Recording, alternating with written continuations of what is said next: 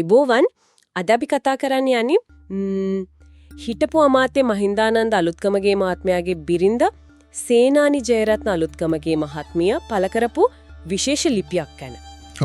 මේක එතුමාගේ Facebook ගිණුමේ තමයි පළ වෙලා තිබුණේ. අපි මේ කතාවට පාදක කරගන්නේ ලැක් නිවුස් 99 වෙබ් අඩවියේ ජුනි 24 තිබුණු වාර්තාව.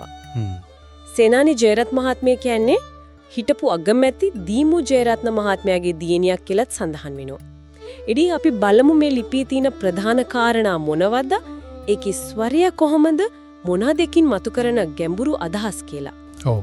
ඇත්තටම මේ ලිපිය ආරම්භය අරගත්තොත් ඒක හරිම චිත්තවේගී. ඔව්. අර දැන් ඉතින් ඔබ මට එල්ලා ගැස්සුවත් කසයිල්ලුවත් කම් නැත. මට තවත් රිදෙන්නට තැන් නැත. කියන එකෙන්ම ඒකේ තියෙන වේදනාව අර අත්හැරීම වගේ දේවල් දැනෙනව නේද? ඒක ප්‍රකාශ වෙනවා. ඒ වගේම තමයි දේශපාලන චරිතයක බිරින්දක්. මේම පෞද්ගලික හැඟීම් ප්‍රසිද්ධිය කියන එකත් ටිකක් සුවිශේෂී. ඒක නන්නේ ඇත්ත. විශේෂයෙන් මෙයා සැමියාම මගේ අයියා කියලා හඳුන්වර විදිහත් ඒකේ පිටිපස්සේ තියෙන අර හැඟීම් බරත් එක්ක මේක නිකම්ම දේශපාලන ප්‍රකාශයක් නෙමෙයි වගේ නේද? හරියටම. ඒ මුල් වචන ටික හිතට වදිනවා. අර අව්‍යාජ බව නිසා. ඒ වගේම යාළගේ විවාහ ජීවිතය ගැන එකින විස්තරයත් හරිම අවංකයි වගේ. ඒ වගේම සංකීර්ණයි. ඔව්. ඒක පැත්තකින් කියන අප්‍රමාණ ආදරයක් බෙදා හදාගත්තෙමු කියලා. ඒත් එක්කම අර රණ්ඩුනෙමු ඉඳහිට මා ගුටිත් කායත. ගෙදරින් මා පැන්නෝ අවස්ථාද ඇත වෙන් වී ජීවත් වූ දිනද ඇත වගේ අර ගැටුම්කාරී පැති ගැනත් කතා කරනවා. ඒ කියන්නේ මේ සිද්ධිය වෙනකොට ත්‍යාලා ටිකක් විරසක වෙලා ඉඳලා තියෙන්නේ. ඔව් එහෙම කියලා සඳහන් වෙනවා. ඒත් අර කියමන තියෙන්නේ අන් සෑම විටම අප බොළඳ ප්‍රේමවන්තයන්ය. ඔව් ඔව්. ඒකෙන් ආයමත් පියනවා අර ගැඹුරු බැඳීම ඒ හැම දෙයක්ම මැද්දේ තිබුණා කියලා. මේ පරස්පර තොරතුරු ටික එකට එනකොට ඒ සම්බන්ධයේ ඇත්ත ස්වභාවය අර උස් පහත් වීම බැඳීම් ඒ වගේම ගැටලු ඔක්කොම එකට පේනා වගේ නේද? හරියටම. ඒකෙන් පේන්නේ අර මිනිස් සම්බන්ධතාවල තියෙන සංකීර්ණ බව. විශේෂයෙන්ම පීඩනයක් තියෙනකොට. බාහිර බලපෑම් එක්ක සම්බන්ධතා කොහොමද ක්‍රියාත්මක වෙන්නේ කියන එක. ඒ අවංකකම නිසා මේ ලිපියට තවත් අර මානුෂ්‍ය ගතියක් එකතු වෙනවා. කාලය ගැන යා කියන දේත් මට ටිකක් වෙනස් වගේ දැනුනේ. අපි සාමාන්‍යයෙන් හිතන්නේ කාලය ඔක්කොම සුව කරයි කියලානේ. ඔව්. ඒත් යා කියනවා කාලයේ විසඳුම් ගැන මගේ විශ්වාසය හීන වේගනයි කියලා. ඒක ලොකු අර බලාපොරොත්තු සුන්වීමක් වගේ නේද තියෙන්නේ? ඔව්. ඒක ඇත්තටම බලවත් ප්‍රකාශයක්. ඒකම අර ගතවන හැම රැක් පාසා මගේ හිතේ හයිය හුරාගෙන යනවා කියන එක. ඒකෙන් පැහැදිලි එයා අත්විඳින මානසික පීඩනය කම්පනය කුයි වගේද කියලා. කාලය සුවයක් නෙවෙයි තවත් දරා ගන්න බැරි තැනකට තල්ලු කරනවා වගේ හැඟීමක් එන්නේ. ඔව්.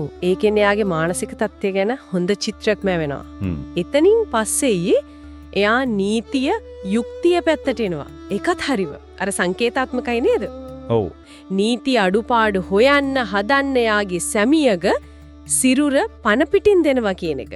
අර මගේ අයියාගේ සිරුර නීතිය පසින්දලන සැමට පන පිටින් පවරා දෙමි. කපා කොටා ඉරා හෝ නීතිය අඩලුහුඩු තෙන් හොයාගෙන ඒක හරිම ප්‍රබල රූපකයක්.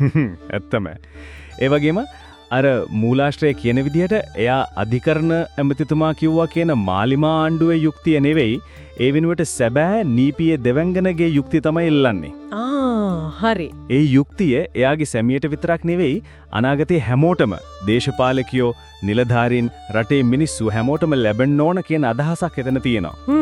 ඉතින් මෙතනදී අපි කියන්න ඕන අපි මේ කරුණු කියන්නේ මූලාශ්‍රයේ තියෙන විදිහට කිසිම දේශපාලන පැත්තකට බර වෙලා නෙවෙයි. ඔව් ඒ පැහැදිලි කිරීම වැදගත්. ඒ කියන්නේ මේක එයාගේ පෞද්ගලික දුකක් වුණත් ඒකෙන් එහාට ගිහින් මුළු පද්ධතියටම බලපාන යුක්තියක් ගැන කතා කරන්න හදනවා වගේ.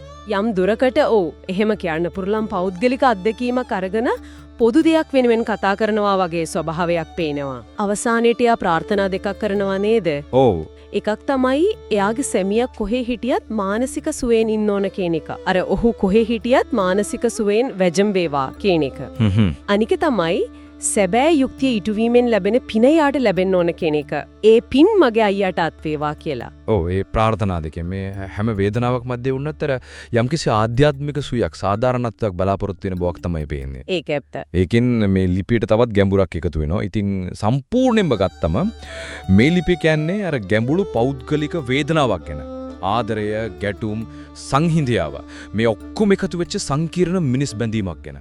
ඔව්. ඒ වගේම මේ පෞද්ගලික ඛේදවාචකය හරහා නීති පද්ධතිය වෙනසක් ඉල්ලන හරිම සංවේදී කතාවක් කියලාත් කියන්න පුළුවන්. එහෙමනම් අපි මේ කතාව අවසන් කරද්දී අපිට හිතන්න මෙහෙම දෙයක් ඉතුරු වෙනවා වගේ මෙච්චර පෞද්ගලික හිතට වදින හෙලිදරව්වක් ප්‍රසිද්ධියට ආවම ඒක සමාජයේ යුක්තිය ගැන, දේශපාලන ගැන, පුද්ගල චරිත ගැන තියෙන අර සාමාන්‍ය මතයට කොහොම බලපෑමක් කරයිද?